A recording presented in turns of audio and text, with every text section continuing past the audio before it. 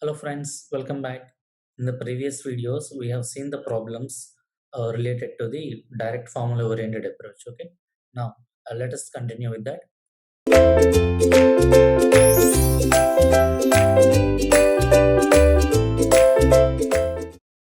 What is the shear strength in terms of the effective stress on a plane within a saturated soil mass at a point where total normal stress is 285 kilopascal and the pore water pressure is 110 kilopascal. The effective shear strength parameters given. So what we have to find here? So here we have to find out the shear strength in terms of the effective stress, isn't it? So first of all, let us write down the given data. So what they have given? They have given that see within a saturated soil mass at a point where the total normal stress is given. So sigma n is how much? Nothing but a 285 kilopascal. And also what is the pore water pressure given? That is nothing but a 110 kilopascal. So effective shear strength parameters, that means they are given you the C dash that will be equal to 15 and phi dash is equal to the 35 degrees. Now what they need? They need the shear strength in terms of the effective values. So how can I express it? Shear strength in terms of the effective values. That is nothing but a C dash plus effective stress, effective normal stress into tan phi dash. That will be equal to the C dash. It is directly given effective cohesion 15 plus what about the effective value? Nothing but a total minus pore water pressure. That is nothing but a 285 minus 110 into tan of what is effective angle of friction? 35 degrees. So if we solve this, we will get our shear strength in terms of the effective values. Nothing but 137.5 something, 137.5 kilopascal. Okay, now move on to the next problem. Now let us read the question. The stress path equation for triaxial test upon application of deviatric stress is Q equal to 8 root 2 plus 0.45 P. So here we are talking about the stress path equation. So the stress path equation given Q will be equal to 8 root 2 plus 0.45 P. The respective values of cohesion and angle of friction are. So that means they have given the stress path equation. That means based on that we have to find out what is the cohesion value and also we have to find out what is the angle of internal friction. Okay. Before moving on to finding these two, let us just recollect the diagram of stress path. So along the axis, if you remember along the x-axis, what is the value we have considered? P, that will be equal to, we have represented as sigma 1 plus sigma 3 by 2. Along the y-axis, if you remember, we have represented with Q. That is what nothing but sigma 1 minus sigma 3 by 2. If you see the graph will comes like this, somewhere like. Now, what about this ordinate is called? This ordinate is called the C cos phi. And what about the slope of this line?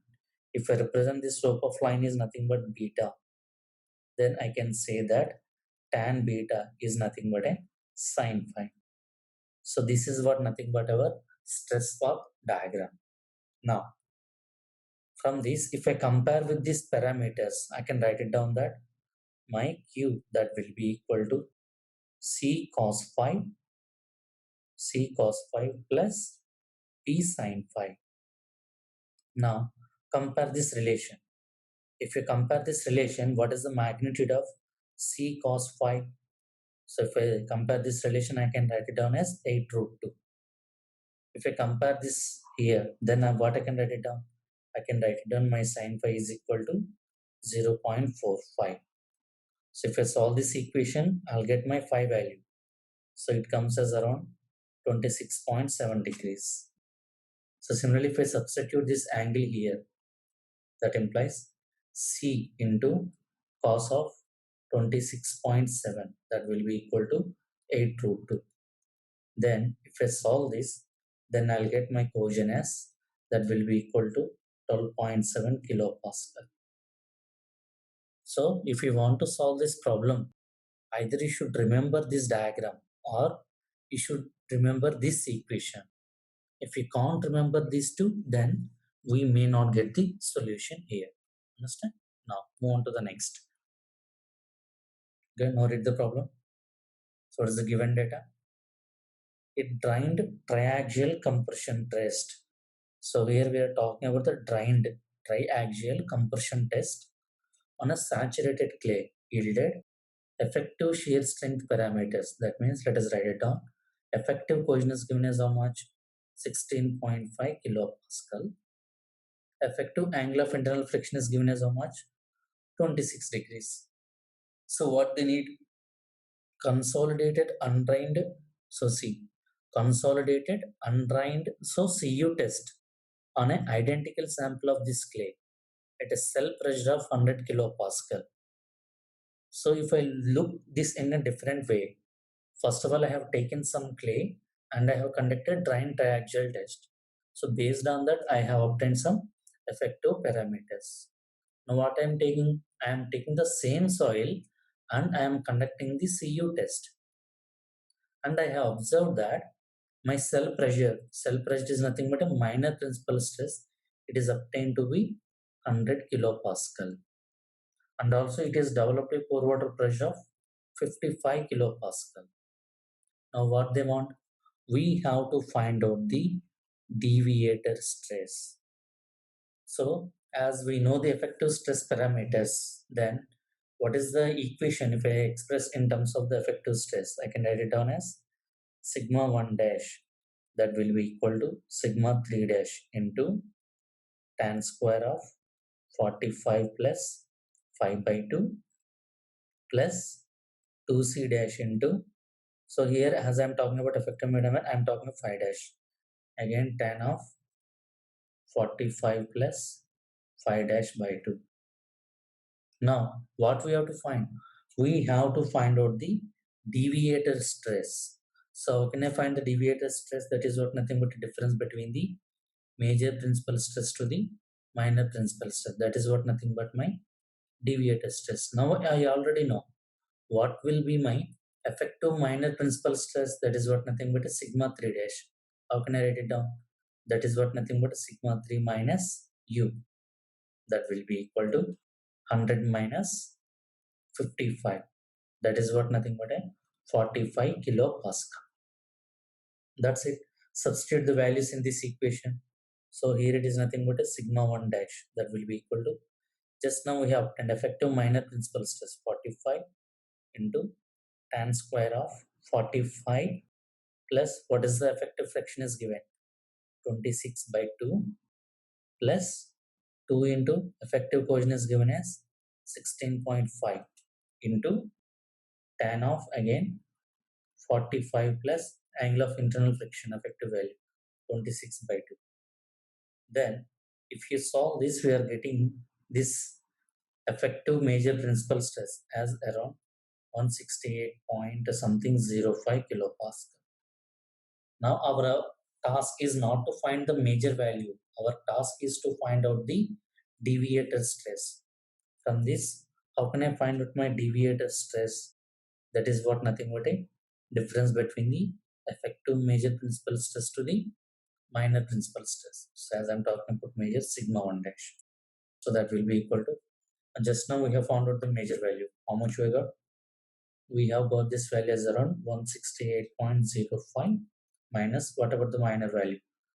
45. Now, if you do that, then we'll get this value as around 123.05 kilopascal. Now, this is what our deviator stress. Understood? Now, move on to the next problem. So, what is the given data? In an unconfined compression test on a, so here again we are dealing with the UC test on a saturated clay, the undrained shear strength was obtained to be, so they have conducted unconfined compression test and they observed that the shear strength is obtained as 55 kilopascal. Okay, fine. If a sample of same soil is tested under undrained condition in a triaxial compression at a cell pressure of 200 kilopascal. So what they have done after conducting in you see the same sample they have conducted in the triaxial test, and they observed that what is the cell pressure they observed. Cell pressure is nothing but a minor principal stress. How much it will be? They observed it as 200 kilopascal. They are talking about the undrained condition. That means we can talk about the total stress values. So what they need the major principal stress, right?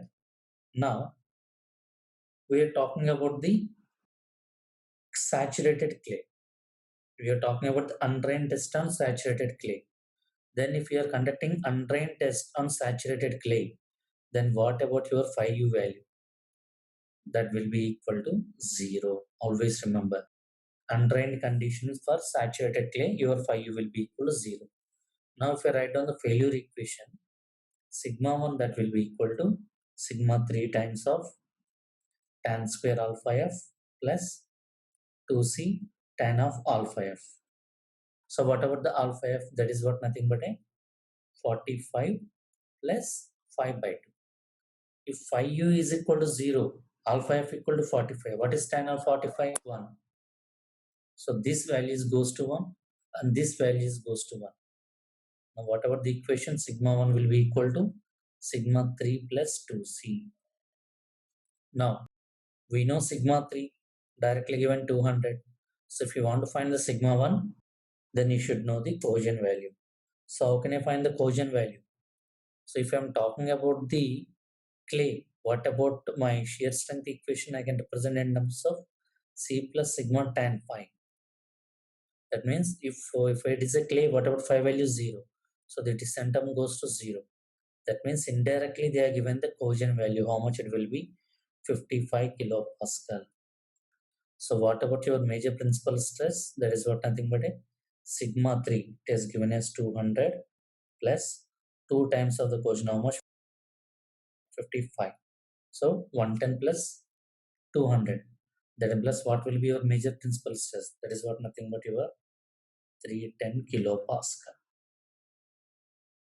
Right? Okay.